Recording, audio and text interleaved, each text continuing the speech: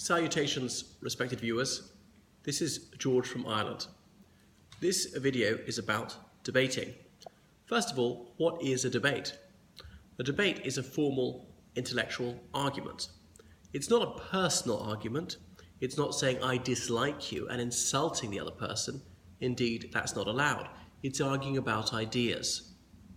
For example, should smoking be allowed or not? Should the speed limit be reduced or not? Should advertising alcohol be allowed or not?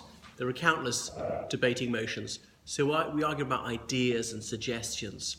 Are they good ideas? Are they bad ideas? So debate has got two or more people on each side. So two people, for example, arguing for the motion. The motion is the issue, and motions always begin this house meaning the debating society or the debating club. For instance, this house believes that smoking should be against the law. That would be the motion. This house believes that smoking is against the law. So some people are arguing for the motion and some people are arguing against the motion. Debating goes all the way back to ancient Greece and has had roughly the same format since then, when they would organize these proper academic arguments. So it's not a heated argument and it's not supposed to be emotional. People try and keep their emotions in check. And in parliaments, legislatures, to some extent courtrooms all over the world, debating goes on in different forms.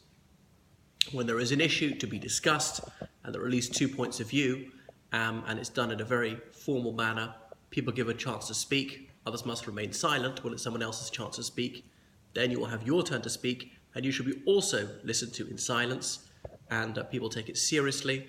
They often dress formally, wearing a suit for instance, and they use a formal vocabulary. They tend to avoid slang. They speak properly, they take care about their grammar and pronunciation. So in the 18th century in the United Kingdom there was a debating craze. It was the height of fashion, got more people involved in politics, more people were examining controversial issues such as ending religious discrimination or abolishing slavery and things like that. So I've told you some of the special debating terminology. The motion, that is the issue you're discussing in that debate. There are two sides. One of these is the proposition. The other side is the opposition. The proposition is proposing the motion. They're arguing for the motion, saying yes to the motion. Recall that example I gave you. This house believes that smoking should be against the law. The proposition would be saying yes, smoking should be against the law. So they're arguing for the motion. The opposition would be saying no, smoking should not be against the law. So they are opposing the motion. They are against it. There is also a chairman or a chairwoman.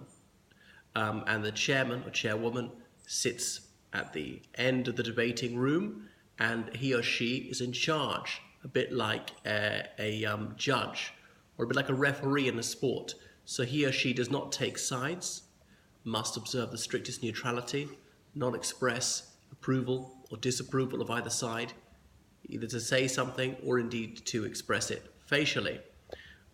So the chairman or chairwoman will introduce the debate, say it's your turn to speak, to the first proposition speaker. When time is up, thank you for your speech. And now I look to the first opposition speaker. And when the first opposition speaker's time is up, the chairman or chairwoman will say, thank you, that's enough, please sit down. And then say to the second proposition speaker, now it's your turn to speak. And when that person's time is up, the president will say, I thank you for your speech, and look to the second opposition speaker. And when that person's time is up, the chairman or chairwoman will say, thank you, please sit down now. Things like that, move to a vote. So the chairman or chairwoman is not to intervene unless absolutely necessary. And if she or he is obliged to intervene, this person must do so decisively. This person is the voice of authority. People are not to be using bad language. If they say something really outside the realms of civilized debate, then the chairman or chairwoman would ask that person to withdraw that remark. So the chairman or chairwoman is sometimes just called the chair. I know a chair is a piece of furniture, like that one. Ooh, can you see my chair?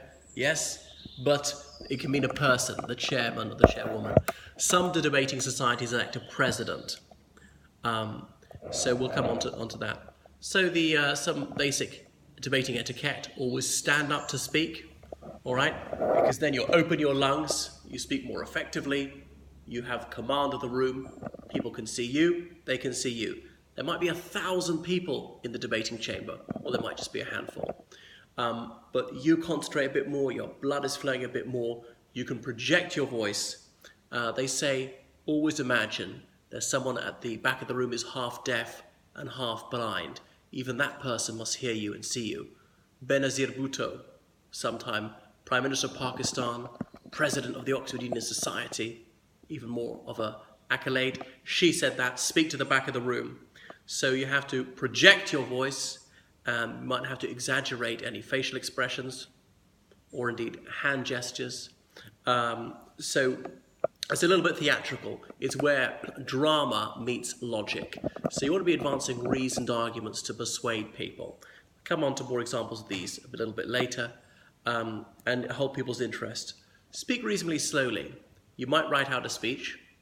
Better to just write brief notes and then recall them. That's what I do right now. I'm looking down to a screen. If I was looking at the screen all the time and reading aloud every single word, it would become a little bit dull and I wouldn't be making eye contact. It mustn't be over-rehearsed, a little bit extemporaneous. So if you have notes, brief notes, I could be looking down to them, looking up to the audience, just to jog my memory. The other thing about notes is then I don't forget things. I've spoken in dozens of debates, and occasionally I sat down and thought, I forgot something quite important. It was too late. So brief notes, and what I would do with my nerves, and I was very nervous sometimes, is I would squeeze the piece of paper and say, I'm going to put my fear into that. That was my strategy. There's no fear in me. It's all in that piece of paper. And just in case your mind goes blank, because sometimes you might forget everything if you've got a bit of stage fright. So it's you're being a little bit dramatic, but also advancing logical reasons. To persuade people, it is the art of persuasion. So even if you've been through your speech 100 times, they've never heard it. So give them time to absorb it. Occasionally, pause. Allow them to think what you said. Allow them to digest your reasons. And a little bit of repetition is good. That might be the single most important thing you have to say. You might say it again at the end. So don't speak very, very fast because it's hard to understand what people are saying. So some people are very nervous and they rattle it off because they're anxious. They hate being up there and they just want to stand down. No, that's too much. The best debaters can speak quite fast but enunciate very clearly because there are lots of very worthwhile arguments they need to pack into a confined space of time. A bit like that. That might be too fast. So in a debate speech, I often say, let's have 4 major ideas. Depends how long you have. There's no set limit to how long debate speech is. The chairman or chairwoman will tell you at the beginning, you have 1 minute each, you have 5 minutes each, or whatever it is. You obviously have 4 major ideas, and then you say what those 4 major ideas are, go through number 1 in detail, number 2 in detail, number 3 in detail, number 4 in detail, and at the end say, so what have I told you? That's argument number 1, argument number 2, argument number 3, argument number 4. It's not a rule that you have to do it, but that's a good strategy to follow. So many people do it that way. Now, different debating societies are a little bit different. They vary. As I say, some say the chair, some say the president, things like that. Just like debates vary, it could be 2 minutes for each speaker or 3 minutes for each speaker. There could be 2 speakers on each side. There could be 3 speakers on each side. Doesn't matter. But some things are always the same. There must be an equal number of speakers on each side. If there are 4 proposition speakers, there must be 4 opposition speakers. If the proposition always begins and sits at the chairman's right-hand side. So I'll move a little bit and show you. So looking back, they might be sitting around a table or not. Looking back at this table behind me, you see where the laptop is at the end? That would be the chairman's position or the chairwoman's position. Then nearest him, to the right-hand side of the chairman, would be the first proposition speaker. then the second, then the third, then the fourth proposition speaker. The speakers sit in order. Then where this lady is sitting, that would be the first opposition speaker. Then further, nearer to us from her would be the second opposition speaker, and then the third opposition speaker. So they must sit in order. So we all know who's to speak next, things like that. And then the audience, if there was one, would be sitting down here, nearer where I am now, where that carpet is. Do you see what I mean? So there could be an audience of many, many people. That's the way debate works. So then I'll give you some examples of debating speeches.